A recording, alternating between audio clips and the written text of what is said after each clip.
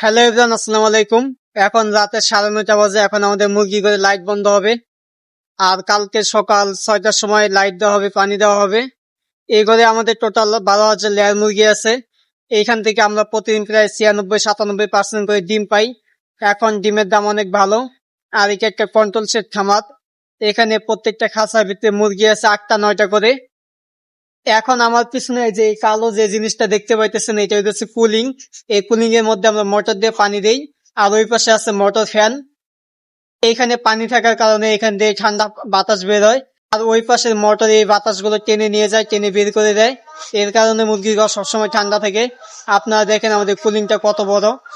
এখানে দুইটা কুলিং আছে, একটা উপরে একটা নিচে।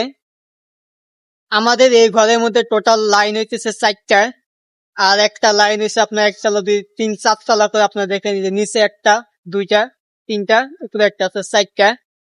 কন্ট্রোল শেড ঘরের একটা সুবিধা হইতেছে যে এখানে অল্প জায়গার মধ্যে অনেকগুলো মুরগি পালন করা যায়। আপনাদের খামারের এখন কি অবস্থা তা অবশ্যই কমেন্ট বক্সে বলে দিবেন।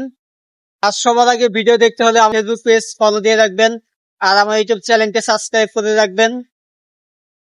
এখন আমার পেছনে আপনারা দেখতে পাইতেছেন মোটর ফ্যান। এরকম ফ্যান টোটালি 8টা আছে এই ঘরের মধ্যে। প্রায় 2বার করে মুরগি করে খাদ্য দেওয়া হয়, আর ডিম উঠানো হয়।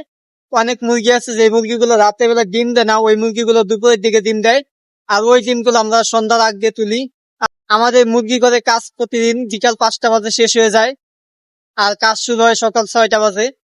প্রতিদিন প্রায় মুরগি করে 3 থেকে 4 ঘন্টা সময় করে কাজ করতে হয়।